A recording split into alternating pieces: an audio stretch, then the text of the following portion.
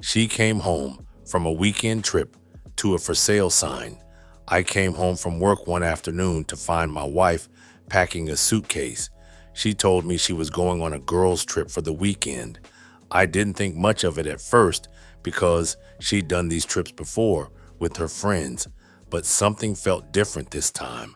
I'm 44, my wife is 46, and she has one daughter from a previous relationship.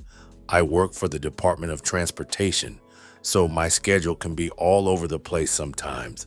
My wife works at a furniture store, usually pretty regular hours. We'd been married for 8 years at that point.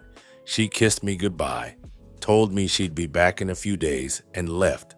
I watched her drive off and went about my business, but that nagging feeling in my gut wouldn't go away. The first night she was gone, I called her around 9 p.m. just to check in. She answered, but I could hear music in the background. She said they were at a restaurant having dinner, but when I asked which restaurant, she got vague, said she couldn't remember the name, that her friend had picked it. That struck me as odd because my wife always remembered details like that. The second night I tried calling her around the same time. No answer. She texted me back an hour later saying she'd been in the shower. I didn't push it, but I filed it away in my mind. When she got back, I asked her how the trip went. She gave me generic answers, said it was fun, they went shopping, had some nice meals, but she couldn't tell me specifics. No funny stories, no complaints about traffic or the hotel, nothing. It was like she rehearsed a script and forgot to add the details that make a story believable. Over the next few weeks, she went on 2 more of these trips. Same vague answers when she got back. Same pattern of not answering her phone at certain times.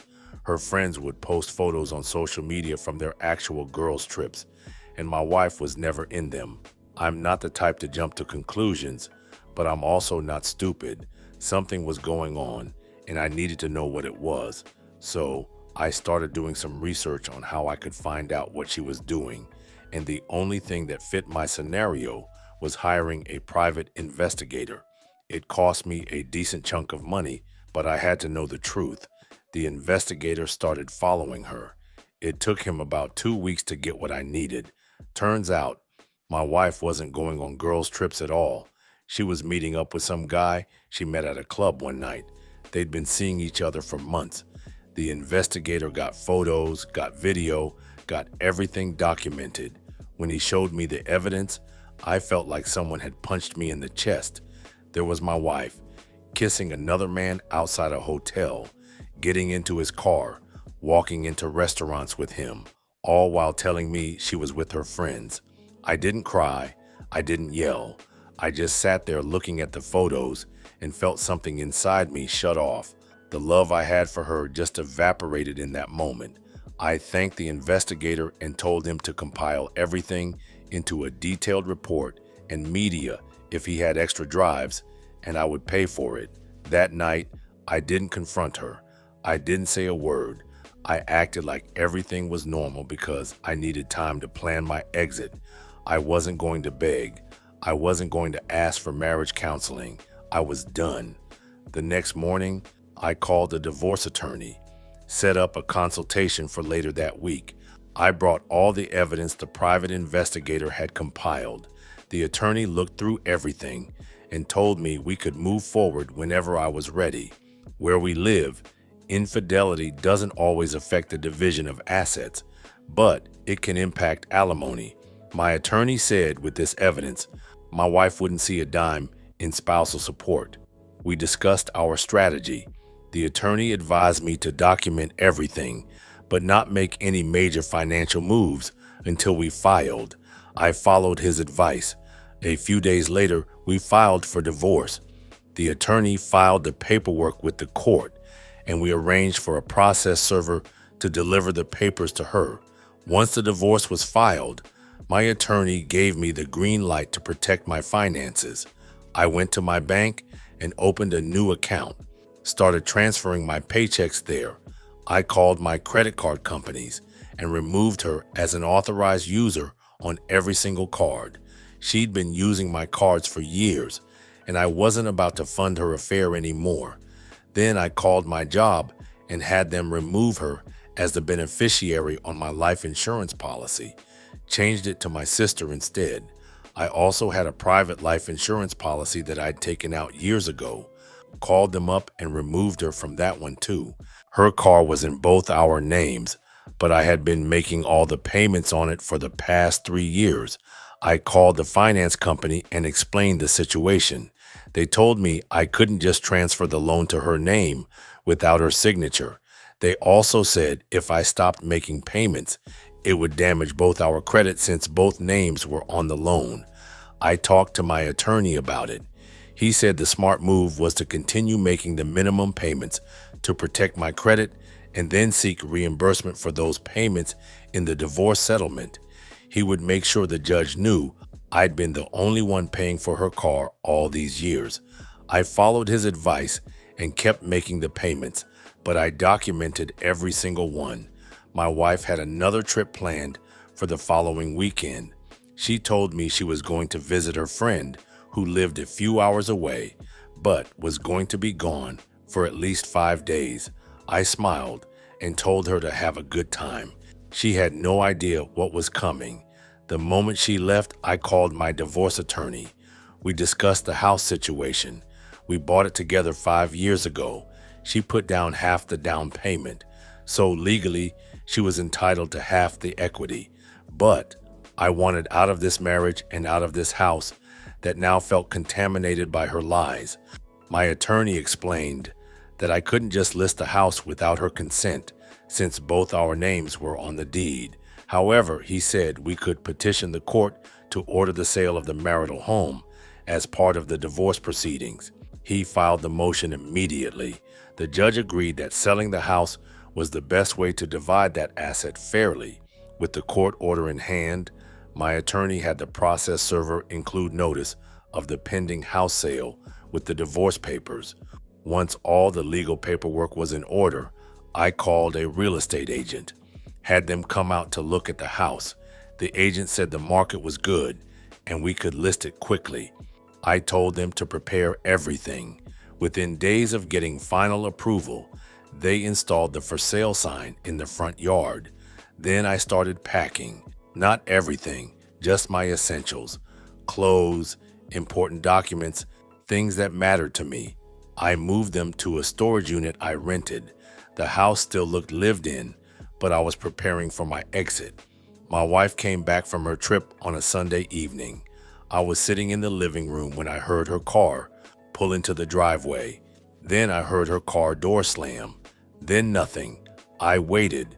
She burst through the front door. She looked confused and mad at the same time. She demanded to know what the hell that sign was doing in our yard. I looked up from the book I was pretending to read. We're selling the house. She asked if I'd lost my mind, said I couldn't just decide that without talking to her. I closed the book and set it down. I didn't decide it alone. The court ordered the sale as part of our divorce proceedings. She looked totally surprised, and she said, "What?"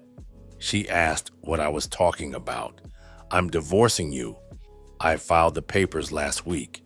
You'll be served within the next few days." She asked if this was some kind of joke. No joke. My attorney already filed everything with the court.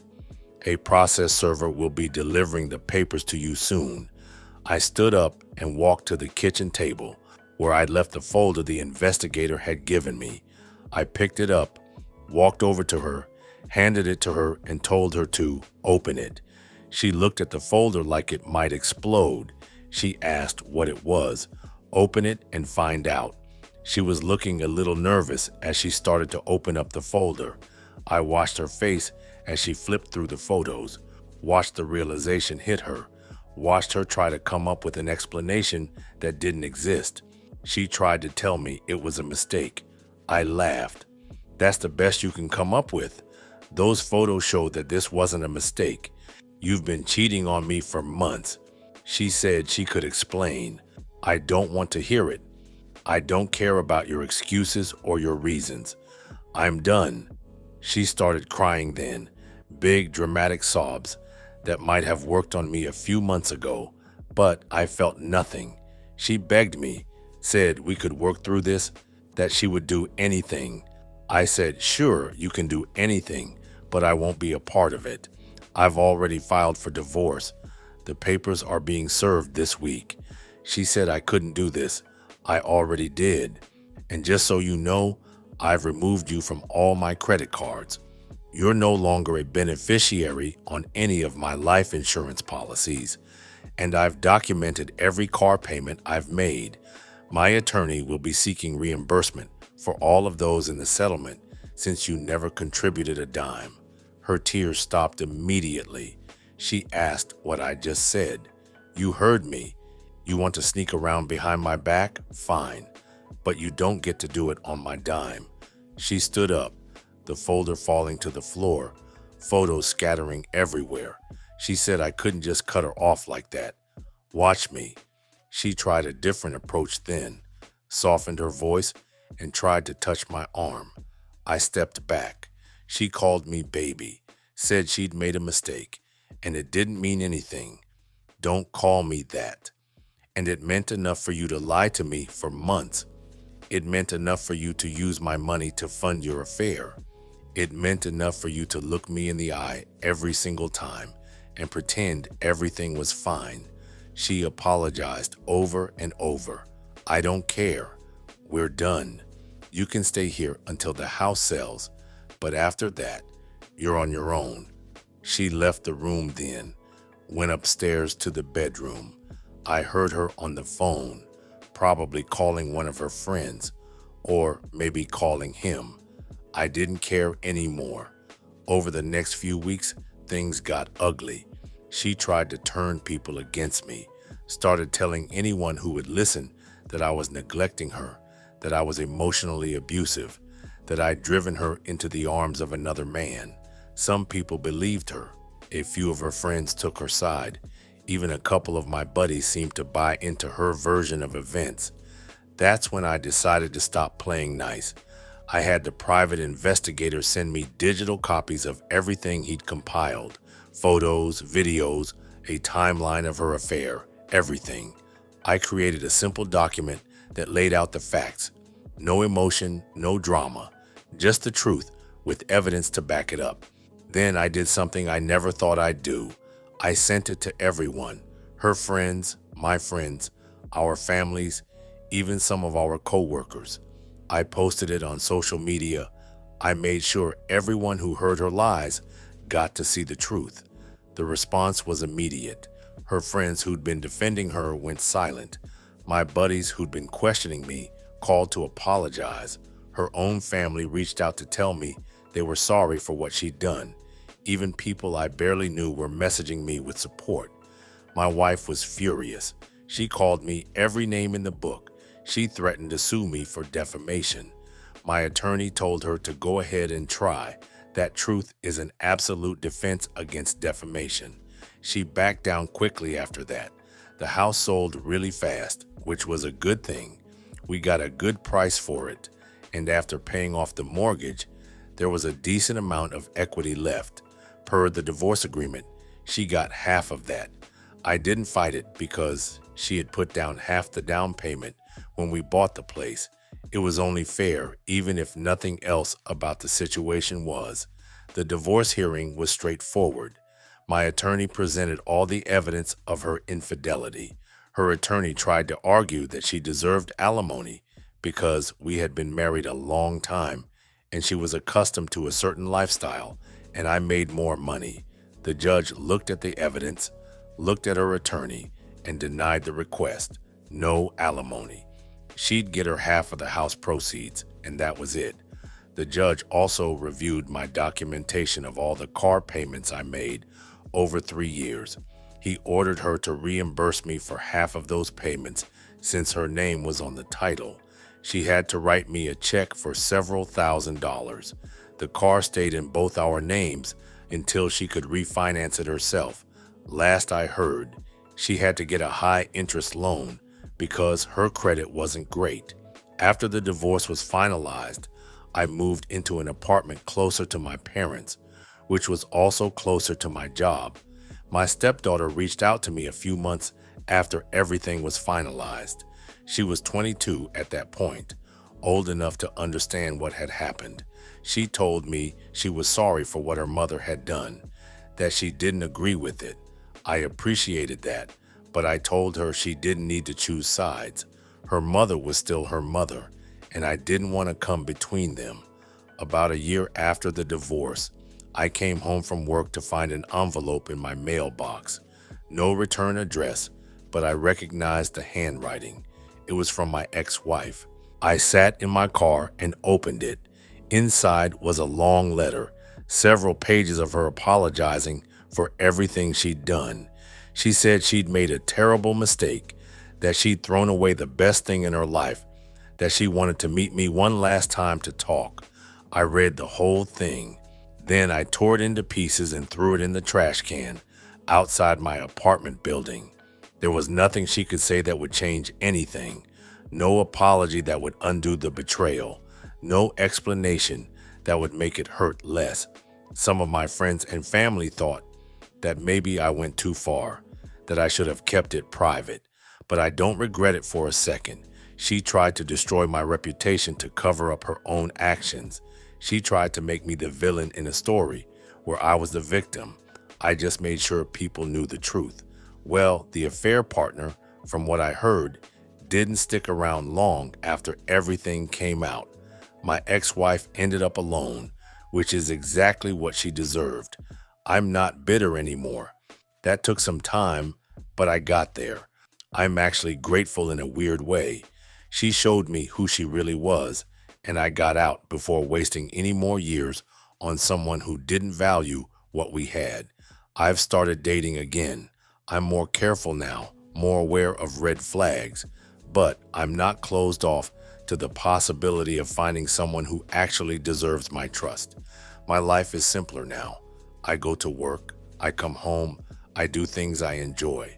I don't have to wonder where my partner is or who they're with. The house sold to a young couple with a baby on the way.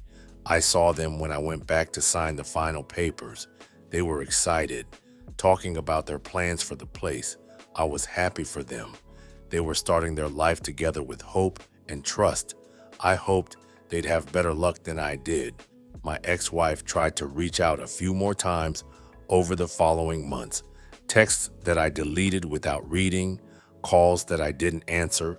She even showed up at my apartment once, but I didn't open the door. Eventually, she got the message and stopped trying.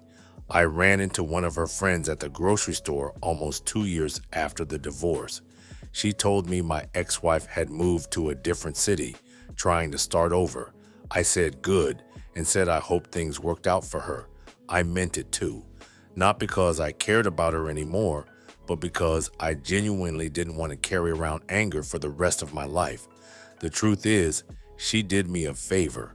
She showed me that I was stronger than I thought, that I could handle betrayal and come out the other side, that I didn't need someone who didn't value me.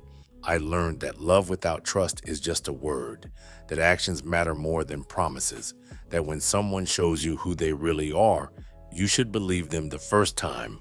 I also learned that I deserved better, that I didn't have to settle for someone who would lie to my face and then play the victim when they got caught, that I had the right to walk away from something that was broken beyond repair. My family was supportive through the whole thing. My sister let me stay with her for a few weeks right after I moved out of the house.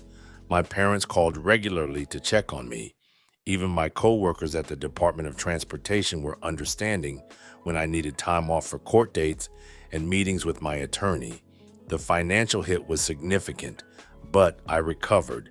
I had to rebuild my savings after paying for the divorce attorney and the private investigator. The loss of half the house equity hurt, but I'd expected it. I cut back on expenses, picked up some overtime when it was available, and slowly got back on my feet. What surprised me most was how quickly I adjusted to being single again. I thought it would be harder, that I'd miss being married, but I didn't. I missed the idea of what I thought my marriage was, but I didn't miss the reality of what it had become. I started going to the gym more, picked up some hobbies I'd let slide over the years. I reconnected with friends I'd lost touch with. I traveled a bit, took a trip out west that I'd always wanted to do. Life opened up in ways I hadn't expected. The whole experience taught me that sometimes the worst thing that happens to you turns out to be the best thing in the long run. Getting cheated on and divorced wasn't something I ever wanted to go through, but it freed me from a relationship that was built on lies. It gave me a chance to start over with a clean slate. I don't think about her much anymore. When I do, it's without emotion. She's just someone I used to know, someone who made choices that ended our marriage. I don't wish her ill, but I don't wish her well either. I just don't wish her anything at all. My life now is exactly what I want it to be. No drama, no lies, no wondering if the person I'm with is where they say they are. Just peace and the freedom to build whatever future I want. And that for sale sign that she came home to, that was the beginning of my new life. The moment I took control back. The moment I decided I wasn't going to be a victim of someone else's choices. Best decision I ever made.